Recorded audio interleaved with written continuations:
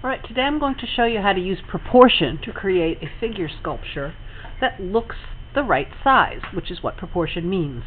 When you compare the parts of something, you should end up with a whole thing that looks correct if you're trying to copy something like a person or an animal. So this sculpture is made up of aluminum foil and wire and some little pieces of clay as a base. You could do it many different ways, but I have a sheet here to remind you of the proportions of a human figure. And this is going to be the armature made out of wire. One head fits into your torso 2 times, and it fits into your legs at least 4 times. So you would have the correct proportions for the body. So you can use this as a guideline. Start out with a couple of pipe cleaners. And you want to join those pipe cleaners together so that you have a tall enough figure. Otherwise your figure will only be this tall, which might not be very easy to work with. So I'm going to join them up. I'm going to bend the ends, just the tippity ends, into a hook shape. I'm going to hook the 2 ends together and then twist the wire around itself. If you need it to be a little bit bigger, because it's hard for you to handle, then just make the bend a little bit longer so that you can hook the 2 together. Then you're going to use your finger as a guide, and you're going to crisscross the pipe cleaner around your finger so that your finger fits in and out of it easily. Then you're going to twist the pipe cleaners. Then form that back into a nice oval shape. You want the torso to be 2 times bigger than the head. So try using 2 fingers, crisscross the pipe cleaners, and then either use a ruler.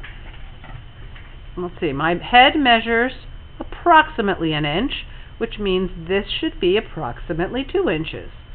So I'm going to use that guide, or I can use my finger and then make sure that it fits in there 2 times. Then I'm going to twist the pipe cleaners again and open up that section. Now the legs should be about the same length or a little longer than my torso, because I have to allow for some feet to stick into the clay. So your legs are about 4 or 5 times your head, which would mean they should be at least 4 or 5 inches long. So I do have enough leftover clay that if I bent it, it would give me a foot. Now I can choose a couple of different ways to do this.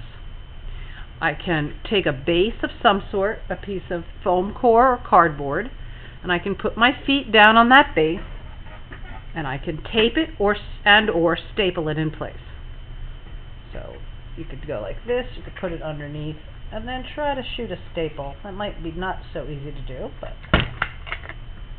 okay, so that holds it in place just until you get started. And I might want to put a piece of tape on there as well. Now you've got a sturdy figure standing up.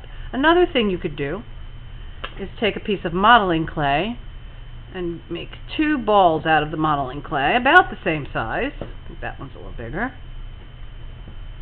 Roll them into a ball.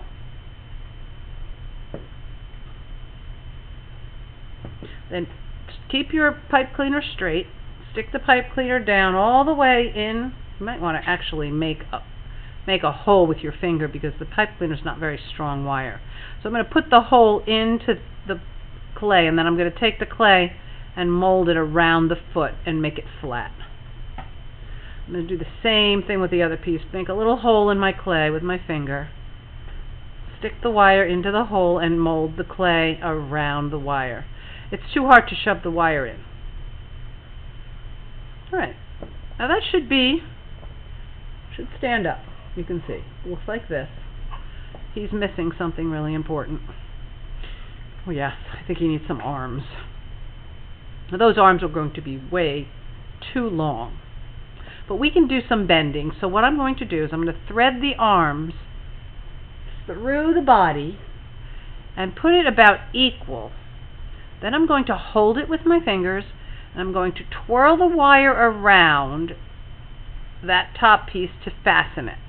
I'm going to do the same thing. I'm going to push it through the hole and pull it, hold it tight with my other hand, and pull that nice and tight so that my arms stay in place. They should be just below the neck. Now, your arms reach down and touch your thigh, so I think I'll bend them up just a little bit. Reach down and bend them up a little bit. And now I have an armature. Now I'm going to take some pieces of aluminum foil. If I cut a piece of aluminum foil off, I should make strips that are about 3 inches wide, give or take. They don't have to be perfect. You can cut them with your scissors. They don't rip very easily. And then I'm going to fold the aluminum foil into pieces that are long and narrow, and they'll be a little thicker if I fold them over each other. Now it's about 1 inch wide. Mine's a little more than 1 inch. And then I'm going to start at the bottom of my figure, and I'm going to start wrapping it around and then squishing it in place. So I wrap it and press it in place.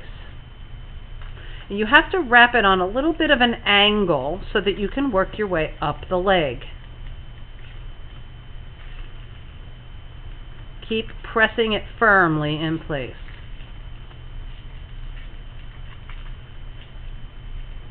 So I'm not going straight around, I'm tilting it on a slight angle so that it can go creep up the leg. Now when I have that one ready, I guess I better get another one ready.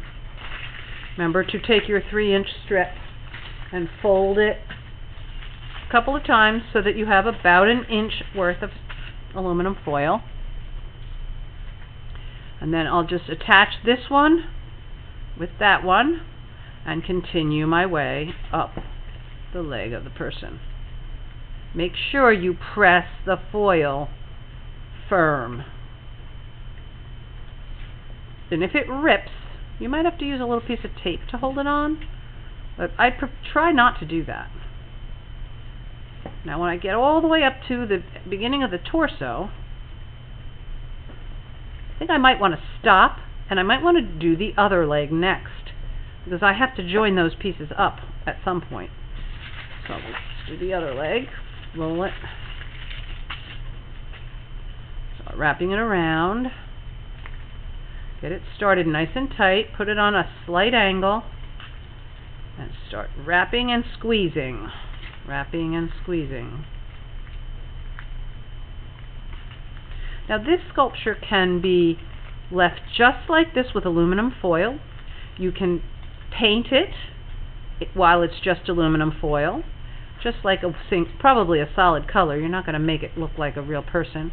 But if you prefer, when you're done with this foil part, you can use this whole foil and wire armature to put Paris craft or plaster of Paris around your sculpture, and then it becomes a little thicker and more stable, and you can attach it to a base. And that would be for another lesson, but the first step you need to do is cover this whole thing in foil. Now, so that now I've got all the way up to the legs, make sure that this one goes around the hips and becomes nice and sturdy, like goes around the other leg and then back around the hips again until you work your way up. If you want the body to be a little fatter before you wrap it in foil, you could crumple a piece up and put it in between before you wrap it. Mine I left flat on this one, but if you want it to be a little bit sturdier in the middle, don't forget to fold before you wrap. I'm going to take the next one, I'm going to hold it in place.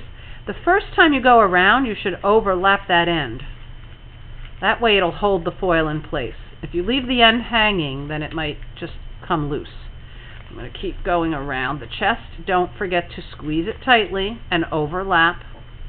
Now I'm going to crisscross over the shoulder and press it in place, and then crisscross over the other shoulder. If I have enough, if I don't, I might have to get a new piece. And I'm pressing down and squeezing it into place. Now every once in a while check to see whether your sculpture balances in place. If the clay isn't big enough, you might need to add more clay to make a sturdier base.